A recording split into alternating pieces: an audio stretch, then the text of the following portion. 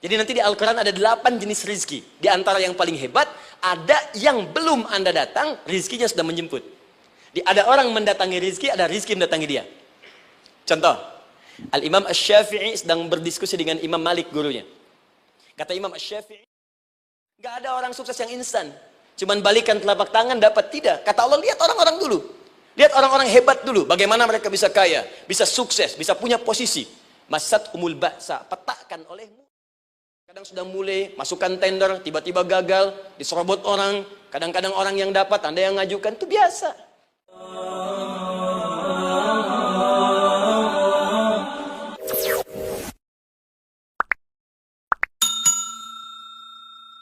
Anda berlanjut, diterangkan oleh Allah, hei, tugas suami saat mulai pertama kali menikah, maka tugas yang pertama siapkan untuk mencari nafkah. Bagaimana caranya ya Allah? Diturunkan oleh Allah. Satu, jangan takut kehilangan rezeki. Jangan pernah mencuri, jangan pernah ngambil punya orang, karena punya kamu akan saya berikan sempurna. Kamu ngambil punya orang, maka kamu akan menyulitkan diri sendiri. Itu akan dikembalikan pada yang berhak. Ya, turun Quran surah ke-51 ayat 22. Dirinci, begini cara nyarinya. Quran surah kedua ayat 168. Kalau Anda ingin cepat baru bergerak, rizkinya sudah dapat. Quran surah kedua ayat 172. Ada yang dahsyat, dia belum keluar, rizkinya yang mendatangi dia. Jadi nanti di Al-Quran ada 8 jenis rizki. Di antara yang paling hebat, ada yang belum Anda datang, rizkinya sudah menjemput. Ada orang mendatangi rizki, ada rizki mendatangi dia. Contoh, Al-Imam Asy-Syafi'i sedang berdiskusi dengan Imam Malik, gurunya. Kata Imam Asy-Syafi'i, Syekh, rizki itu mesti saya cari dulu, baru kita dapat. Kata gurunya, ya Syafi'i, ada rizki yang cukup kita beramal dekat kepada Allah, dia akan datang tanpa kita cari dengan ikhtiar manusia. Kata Syafi'i, mustahil. Kata Quran kan kita kerja dulu, baru datang. Kata Imam Malik, gurunya, kamu yang belum sampai. Kita amalkan ini, rizki datang. Maka berhenti sampai di situ, Imam Syafi'i pamit. Di jalan tiba-tiba, beliau mendapati ada panen anggur, Pak, Bu. Terus dipanggil sama yang punya kebun. Ya, pemuda katanya, sini. Mau bantu nggak? Kalau kamu bantu, kami berikan anggurnya. Maka beliau bantu, panen, petik. Sampai setelah selesai diberikan anggur yang besar-besar, hanum. Senyum, senang beliau. Ternyata senangnya bukan karena dapat anggur. Senangnya karena merasa pendapatnya benar. Kalau saya nggak bantu panen ini, nggak akan dapat saya anggur. Cuma karena saya bantu, saya diberi ini. Maka rasa senangnya inilah dibawa kemudian kepada gurunya, ingin laporan. Tapi perhatikan adabnya. Dia tidak mengatakan, guru, nih saya benar. Kalau saya nggak ikut panen, nggak dapat saya ini. Perhatikan kalimat Asy-Syafi'i. Guru, tadi saya di jalan, dipanggil oleh pemilik kebun, ikut panen anggur. Begitu saya bantu, saya diberikan anggur ini. Beliau tekankan dengan kalimat yang kencang pada kalimat, begitu saya bantu, saya dapat anggur ini. Imam Malik tersenyum mengatakan, Masya Allah Syafi'i, luar biasa. Ini siang begitu panasnya, tadi saya mau keluar ngajar, terfikir di benak saya, Allah, kalau ada anggur yang besar-besar, enak rasanya. Tiba-tiba kamu datang bawa anggur. Jadi Imam Syafi'i kerja dapat sesuatu, Imam Malik terfikir sesuatu, datang rezeki. Itu ada di Quran surah ke-7, teman-teman, ayat ke-96, paling kanan sebelah atas di mushafnya. Baik, teruskan dulu. Ya, Anda dalam mencari kerja, ingat, kalau Allah yang sampaikan pasti terjadi. Jangan dikira mudah. Kata Allah akan ada persaingan, akan ada kadang-kadang singgungan, akan ada tantangan, maka mulai petakan tantangan apa yang akan Anda lalui saat Anda mulai mencari nafkah itu. Maka turun Quran surah kedua ayat 214, paling kanan sebelah bawah. Am hasibtum an tadkhulul jannata. Hei, apa kamu mudah begitu saja mengira akan sukses dalam pekerjaanmu? Bahkan bisa diartikan surga, ingin masuk surga. Walamma ya'tikum mathalul ladzina khalau min qablikum. Sebelum engkau diuji seperti orang sukses dulu pernah sukses. Lihat mereka. Enggak ada orang sukses yang instan. Cuman balikan telapak tangan dapat, tidak. Kata Allah, lihat orang-orang dulu. Lihat orang-orang hebat dulu, bagaimana mereka bisa kaya, bisa sukses, bisa punya posisi. Masat umul ba'sa, petakan olehmu tantangan apa yang akan dihadapi saat engkau bekerja itu. Satu, kata Allah, ba'sun, ada yang ringan. Ya, ba's. Ba'sa, jama' dari kata ba'sun. Dua, dara'. Dia sudah menengah, jama' dari kata durun. Tiga, zilzal. Ini yang paling tinggi puncaknya. Jadi kalau Anda sudah mendapatkan ini, yakinlah, berarti Anda akan mendapatkan posisi yang tinggi. Karena mustahil orang besar diuji dengan ujian yang kecil. Zilzal, ini bagian ketiga. Ba'sa, ba'sun, mulai. Kira-kira tantangan-tantangan ringan apa saja yang akan Anda hadapi? Ya, kalau saya contohkan misalnya dengan contoh yang lain singkat, Anda mau ke masjid, ingin konsisten, mulai hijrah, ingin dekat dengan Allah, tiba-tiba yang tadinya nggak mau ke masjid, mulai ke masjid, diuji dengan hujan. Hujan kecil, rintik-rintik, shower. Begitu hujan, orang Arab mengatakan kalau hujannya bisa lewat tanpa payung pun, orang Arab mengatakan la ba'sa. La ba'sa ini ringan. Orang kita sambungin, labas. Dari bahasa Arab lewat. Nah, jadi kalau Anda mau berangkat nih, siap bekerja, siap hadapi tantangan. Baru mau lewat hujan kecil, berarti itu tantangan kecil kita lewati. Macet, petakan, cari jalan yang kemudian sempurna, jalan yang kosong, buka Google-nya, buka Waze-nya, buka map-nya, cari. Jadi kalau pada yang kecil aja belum kita lewati, bagaimana mendapatkan yang besar? Anda mau ke masjid, dikasih hujan kecil, mau berangkat gak jadi. Papa, kenapa gak jadi? Hujan mah, kan ada payung, takut riak. Tuh. Setelah itu darwa, maaf, tantangan fisik. Kadang-kadang mulai ke fisik, mulai mengganggu. Ya, maaf, dirincikan kemudian oleh Al-Quran. Turun Quran surah ke-21, ayat 87 sampai 88, kisah Nabi Yunus alaihissalam. Yunus beraktivitas, bekerja, bukan berarti nggak ada tantangan. Kadang-kadang dibawa, kadang-kadang diusir, kadang-kadang Anda dapat misalnya proyek, kadang-kadang sudah mulai, masukkan tender, tiba-tiba gagal, diserobot orang, kadang-kadang orang yang dapat, Anda yang ngajukan, itu biasa. Kata Allah itu biasa, bukan cuma Anda, yang lain pun ada. Bukankah Allah ajarkan kisah Sayyidah Hajar alaihissalam dengan Ismail? Bukankah bolak-balik naik Safa Marwah, kadang di atas, kadang di bawah, kadang lihat peluang, sampai Marwah ternyata bukan air. Terkadang Anda yang bekerja, tim yang lain yang mendapatkan, karena kerja keras Anda, bisa jadi terjadi. Bukankah yang kerja keras Hajar yang dapat Ismail? Mungkin Anda yang konsep, yang dapat minyaknya orang lain. Mungkin Anda yang kerjakan, yang suksesnya teman Anda, gak ada masalah. Dan itu kemudian akan bermanfaat bagi Anda. Tidak mungkin setiap keringat yang keluar dari diri kita mustahil, kecuali akan melahirkan manfaat yang kembali pada diri kita. Tantangan. Tapi yang paling dahsyat, ini yang gak ditemukan di sebagian referensi yang kita baca. Ketika Allah menjelaskan semua tahapan-tahapan tantangan ini sampai ke puncaknya zilzal. Zilzal itu kalau bahasa sekarang gempa. Ada ujian yang menggoncang hati kita.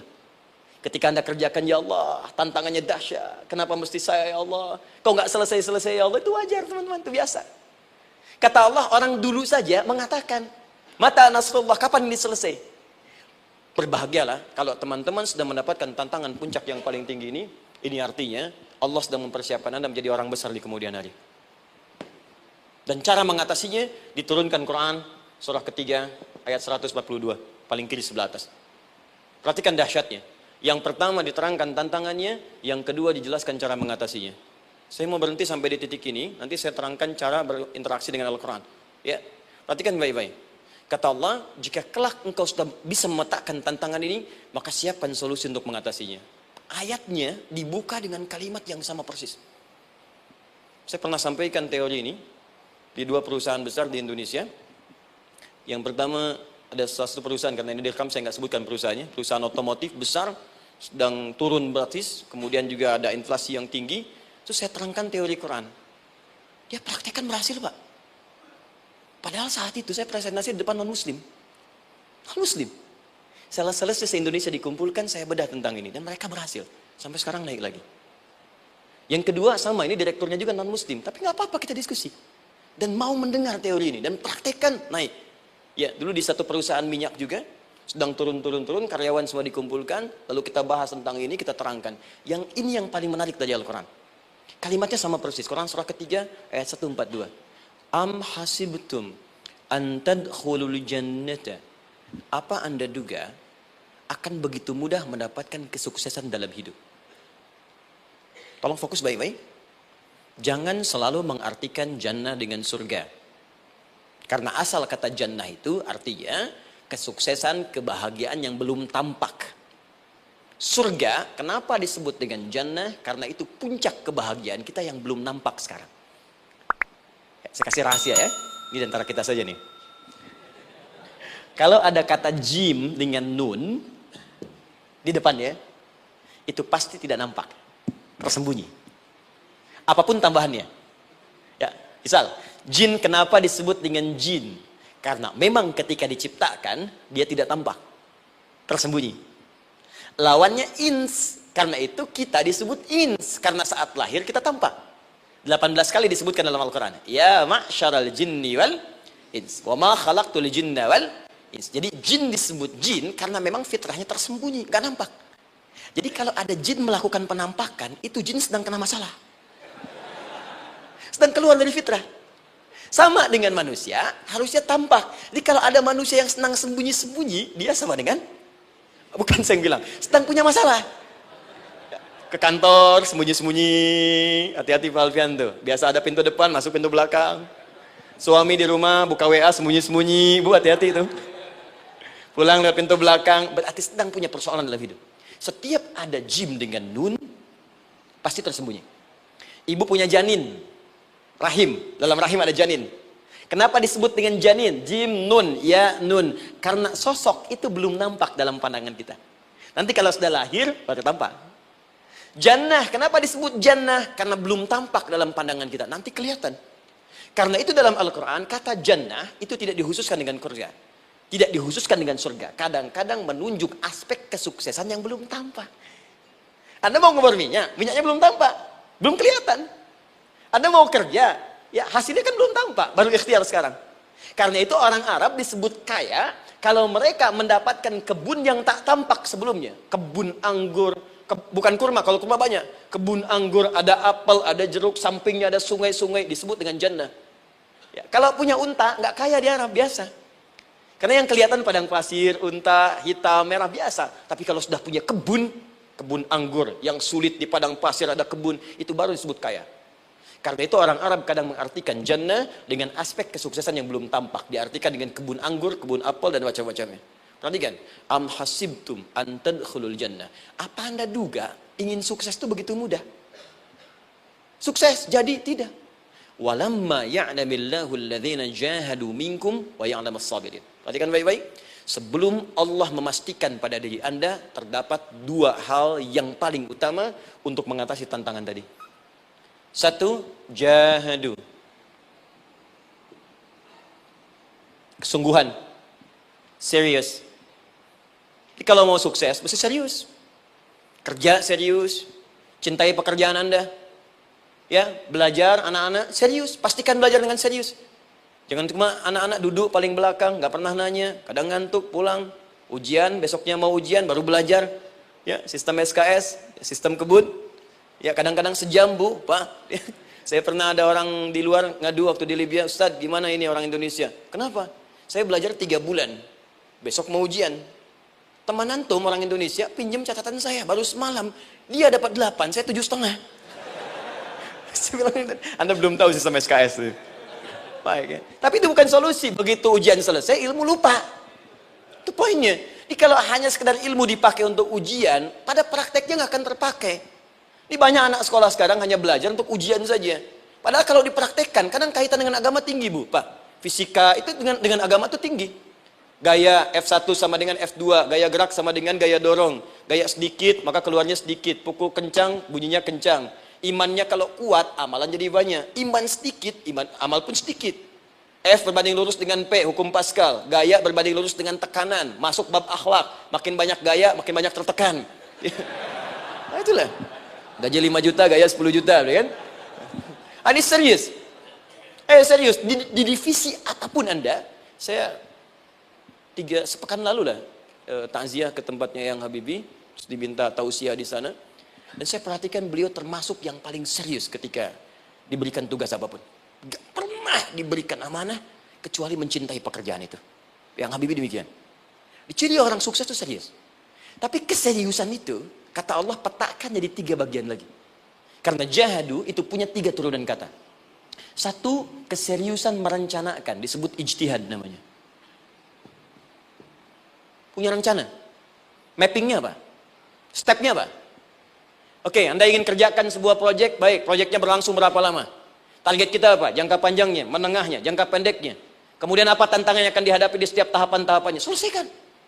Bahkan saking pentingnya tahap perencanaan ini, ditunjukkan oleh Allah langsung lewat sholat. Teman-teman masih ingat? Sholat pertama yang kita kerjakan, setiap hari sholat apa namanya? Subuh. Apa artinya subuh? Tuh, ini masalahnya. Ini kata Al-Quran sendiri ya, kata Al-Quran sendiri. Nanti akan ditemukan orang yang ibadah tidak paham apa yang dikerjakan dan dilakukan dalam ibadahnya. Contoh sholat. Kata Allah akan ada orang sholat yang saat sholat tidak mengerti apa yang ia baca dan dia lakukan dalam sholatnya. Jujur tanyakan pada diri kita. Sampai detik ini, dari sekian ribuan kali ruku dan sujud, berapa persen bacaan sholat yang kita pahami? Jangan-jangan kita ruku tapi nggak ngerti yang dibaca. Sujud tak paham yang diungkapkan. Bagaimana bisa khusyuk? Mustahil. Maka kembali ke sini. Kenapa sholat pertama itu disebut dengan subuh? Teman-teman, ternyata semua nama sholat dari subuh sampai isya, plus bacaan dan gerakan dari takbir sampai salam, itu bukan sekedar gerakan semata. Semua ada artinya, ada maknanya. Dan diajarkan oleh Nabi langsung. Subuh disebut dengan subuh. Ada dua kata. Satu, fajar. Quran surah ke-17 ayat 78. Inna Qur'an al-fajri kana mashhuda. Kedua, subuh di surat At-Takbir. Was-subhi idza tanaffas. Kenapa disebut fajar? Fajar itu pancaran positif, pancaran kebaikan. Jadi kalau yang baik disebut fajar. Kalau yang jelek disebut fujur. Fujur ada di Quran surah 91 ayat 7 sampai 8. Wa nafsi wa ma sawwaha fa'alhamaha fujuraha wa taqwaha. Fujur itu rambatan, gelombang buruk yang muncul dari nafsu. Ya, ditembuskan ke elemen tubuh kita. Misal gini. Tiba-tiba pengen marah. Ya, di tubuh kita mengatakan melotot, maka ini ada pancaran di hati kita nyambung kemudian ke mata. Ini rambatan dari sini ke mata disebut fujur namanya. Mau ke tangan pukul, masuk ke tangan. Itu rambatannya disebut fujur namanya. Ya. Yang baiknya disebut fajar. Ya, misal saya ingin sholat, tiba-tiba hati mengatakan sudah azan, merambat ke kaki, cepat melangkah. Cepat wudhu. Nah, itu rambatannya disebut fajar namanya. Atau infajar. Ini pasti ada, ya. Fujur nama lainnya nafsu. Disebutkan 115 kali dalam Al-Quran. Takwa, rambatan fajar, sumbernya takwa. Disebutkan 115 kali dalam Al-Quran. Di jiwa kita ada takwa, ada nafsu. Takwa yang dorong malaikat, disebutkan 88 kali dalam Al-Quran. Nafsu yang dorong setan, disebutkan sama 88 kali. Di setiap Anda akan mengerjakan satu hal, pasti akan yang mendorong pada yang baik, akan mencegah dari yang baik itu nafsu. Pasti itu. Pak Alpian mau tanda tangan proyek. Tiba-tiba disodorkan, Pak, ini Pak. Kok begini proyeknya? Perbaiki. Karena ada yang nggak beres. Tapi fee-nya lumayan Pak, 1 miliar. Nggak bisa. Jiwa takwa mengatakan, jangan terima Pak. Bapak mengatakan, maaf, ini jari tahiyat. Gak akan pernah dipakai maksiat. Perbaiki. Datang lagi. Ini Pak. Kok sama? Fee-nya diperbaiki Pak, 100 miliar. Nafsunya mulai berkata, terima. Takwanya bilang, jangan. Akhirnya beliau katakan, tangan tahiyat gak akan pernah dipakai maksiat. Tapi tunggu, saya istiqoroh dulu.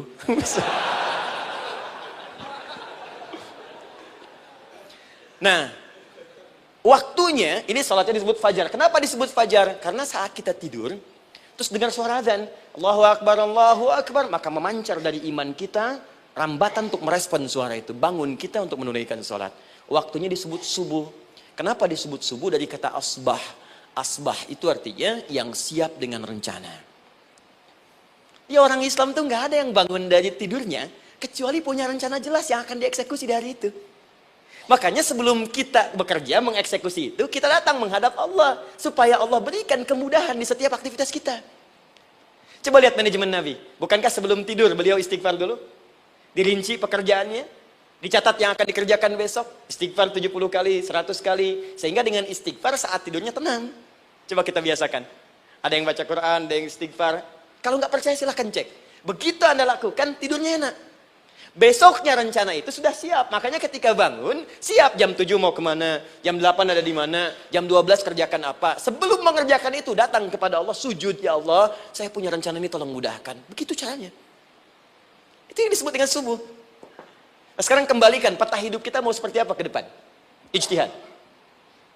Yang kedua, kalau sudah jelas konsepnya, visinya sudah ada, maka jihad. Yang kedua, jihad. Jihad itu eksekusinya, aksinya, actionnya, perjuangan fisiknya. Rencananya apa?